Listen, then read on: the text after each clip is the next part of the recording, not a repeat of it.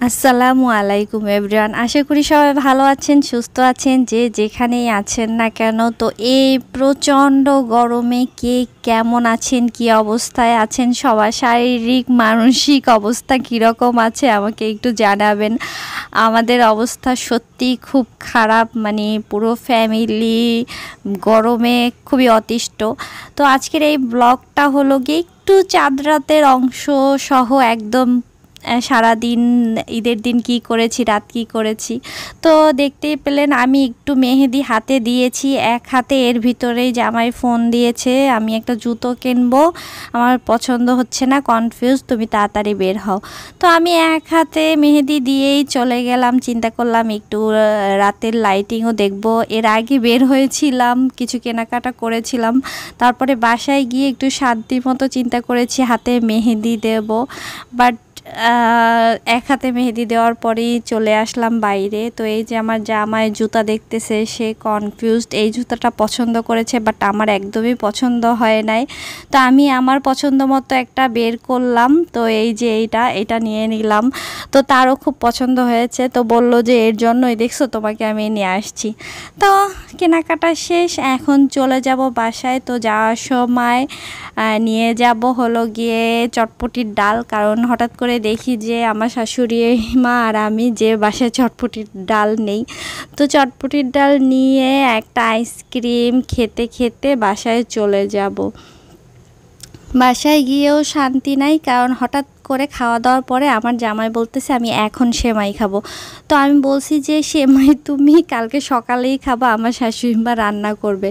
But না, সে বলতেছে আমি এখনই খাবো। তারপর কি আর করবো, একটুখানি সেমাই রান্না করে তাকে খাওয়াই দিলাম আর মুখে একটু রূপচর্চা করে নিলাম। আর এইটা হলো গিয়ে ঈদের দিন সকালের ফুটেজ, একদম আমি রেডি, গোসল টোসল করে নতুন জামা পরে।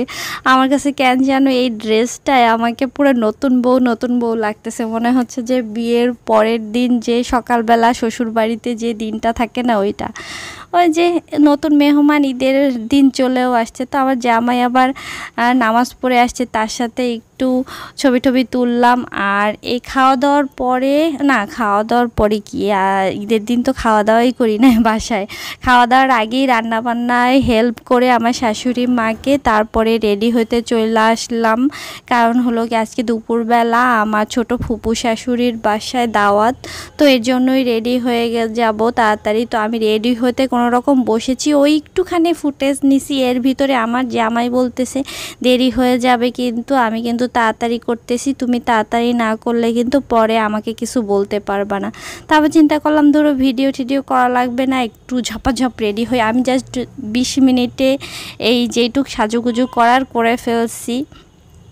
তারপর জামা জমা পরে রেডি হয়ে নিচ্ছি, একটু ভিডিও করব, তাও শান্তি নেই। আমার জামাই পিছনে আইসা দাঁড়ায় থাকবে, বলবে চলো চলো তাড়াতাড়ি চলো। তবে হ্যাঁ, একটু দেরিও হয়ে গেলে একটু খারাপ লাগবে, কারণ আমাদের জন্য সবাই বসে আছে খাওয়া দাওয়া না করে। তো এই জন্য রেডি হয়ে নিচ্ছি। তো এখান থেকেই চলে যাব, দুপুরে আসলে খেতে পারলাম না সবার সাথে, রাতে ও দেখা যাবে আমরা আস্তে আস্তে কয়টা বাজে জানি না, কারণ আমার জামাই যে দেরি করবে জানি না কি হয়। তো এখান থেকে হলো গিয়া ফুপুর বাসায় যাব, ফুপুর বাসা থেকে আরও অনেক জায়গায় যাব, সাথেই থাকুন, পাশেই থাকুন। বাবা অনেক রোদ, মানে ঈদের দিনও এত রোদ ছিল আর এত গরম ছিল, আমার দাঁতে মনে হয় লিপস্টিক লাগছিল, সব সময় যা লাগে যা বলার মতো না, আমার খুবই বিচ্ছিরি লাগে এই জিনিসটা, আর আমার সবসময় চেক করতে হয়। তো এই যে চলে যাচ্ছি এখন ঘুরু ঘুরু করতে, বেরু করতে। এই যে খাওয়া দাওয়ার পরে এই সোনা পাখিটাকে একটু সাজুগুজু করাবো, কারণ এ নাকি সকাল থেকে সাজুগুজু করতে যাচ্ছিল। তো তাই আমি একটু সুন্দর করে ওর সুন্দর একটা আই লুক, একটু আইলাইনার সুন্দর করে দিয়ে দিলাম। এখন চুলটা কি করবে বলতে পারতেছিল না, তো আমি বলি আসো ছোটো করে সুন্দর করে বেনি করে দিই, তারপর পিছনে আটকে দিই। খুবই লক্ষ্মী, সাজুগুজুর জন্য খুবই ভালো, আমার খুবই পছন্দ হয় একে। এটা হলো গিয়ে আমার সোনা পাখি একটা মেয়ে, আমার ননদের মেয়ে। তো একে সাজায় দেওয়ার পরে মাশাল্লাহ মাশাল্লাহ অনেক সুন্দর লাগতেছে। আমার না সাজাইতে খুব ভাল লাগে, আর বাচ্চাদের তো আরও বেশি ভাল লাগে, কারণ বাচ্চাদের সাজানোর পরে মাশাল্লাহ এত কিউট লাগে। তো এই যে আরেকজন বসে আছে। তো এখান থেকে আমরা বের হয়ে চলে যাব আরেক জায়গায়। সবাইয়ের বাসায় চিন্তা করেছি যাব যে ছালামি উঠাবো। আজকে ছালামি উঠান লাগবে অনেক পরিমাণে, কারণ আরও অনেক টাকা লাগবে ছালামির। জামাইয়ের কাছ থেকে নিয়েছি অলরেডি, এত বছরে একদিনও দেয় নাই। তো এই বছর ঈদের আগেই জোর করে পকেট থেকে ছালামি নিয়ে নিছি। তো ওই জায়গা থেকে বের হয়েই আমার জামাই গোডাউনে নিয়ে আসলো। তো আমি বললাম না, এখানে ভালো লাগতেছে না, আমার গোডাউনের এই পাশটা একদমই ভাল লাগে না, তার থেকে ওই পাশে একটু নদী আছে, তো ওই পাশটাই বেশি ভাল লাগে। তো বললো আচ্ছা সমস্যা নেই, এই পাশটা ঘুরে গেছো ভালো হয়েছে। তবে এই দিনকে একটু মনে হয় যে রোদ টোদ কম ছিল। এখন যেরকম প্রচণ্ড রোদ, প্রচণ্ড গরম, যা একদম সহ্য করা যায় না। তো ঈদের দিন থেকে শুরু হয়েছে, তো ঈদের দিনটা মোটামুটি একটা সহ্য করা গেছে। তো এইটা হলো গিয়ে, এটার নাম কি, এই জায়গাটার নাম কি, মানে গোডাউনেরই এই কর্নারে, এইটা কি যেন নাম ভুলে গেছি এই জায়গাটার নাম। তো এই জায়গাটায় মানে নদীর যে পাটটা আছে, এখান থেকে ট্রলার ছাড়ে, আমি নামটা ভুলে গেছি জায়গাটার। তো এইখানটা না অনেক ভালো। তো আমরা চা অর্ডার করেছি, কারণ আমার প্রচণ্ড ঘুম আসতেছিল, কারণ রাতে ঘুম হয় নাই। সকালে তাড়াতাড়ি উঠেছি, তারপরে উঠেই বের হয়ে গেছি, তারপরে রোদের ভিতরে কেন যেন দুপুরবেলা খুব ঘুম আসতেছিল। তো এই যে চা খাচ্ছি, চা খেলে যদি একটু ভালো লাগে। তো চাটা নিয়ে এই নদীর পাড়ে দাঁড়ায় দাঁড়ায় খাওয়ার মজাই আলাদা, মানে এত শান্তি লাগতেছিল। আর ওই দিন অনেক বাতাস ছিল, ঠান্ডা ছিল। তো আমি আবার একটু নিচে নেমে গেছি, এইখানে কয়েকটা ট্রলার দাঁড়ানো ছিল। তো আমি ট্রলারের উপরে চেয়ার রেখে তারপর পাশে একটু ইটের উঁচা দেয়ালের মতো ছিল, ওইখানে বসে তারপর আমার টি টেবিল বানাইছি হলো গিয়া এই নৌকার এইটাকে, কারণ এটার পাশেই এত সুন্দর উঁচুই, আমি ওইখানে বসছি আর চাটা এখান থেকে নিতেছিলাম। মানে খুবই ভালো লাগতেছিল যে চাটা খেয়ে আমি মনে হয় শান্তি পাচ্ছিলাম। একদম নদী, এই যে দেখতে পাচ্ছেন যে আমি এই জায়গায় বসেছি, আর এটা হলো কি আমার চায়ের টি টেবিল। এখানে বসে বসে আমি চা খাচ্ছি, আর আমার জামাই ওইখান থেকে বলতেছে পড়ে গেলে আমি মোটেও উঠাবো না। তা আমি বলছি আচ্ছা ঠিক আছে, পড়ে গেলে উঠানো লাগবে না, ওই যে আশেপাশে লোকজন আছে তারা একজনে করবে, তাই না উঠাবে। আর এই তিনজন আসছে, এরা হলো গিয়ে মুক্তিযোদ্ধা পার্ক যাবে, এইখান থেকে মুক্তিযোদ্ধা পার্ক যাবে তিনজন একা একা। মাঝিদের বলতেছে যাবেন, কয় টাকা নেবেন, 20 টাকা যাবেন কি না। তো ওরা বলছে না, তারপর বলছে কততে যাবেন, আর যততে যাবেন তত টাকাই আছে। মানে আমি তিনজনকে দেখে অবাক। তারপর আমি জিজ্ঞেস করলাম যে তোমরা তিনজনই যাবা, বলতেছে হ্যাঁ একাই। আমি বলছি অন্য কেউ আসে না, বলতেছে না।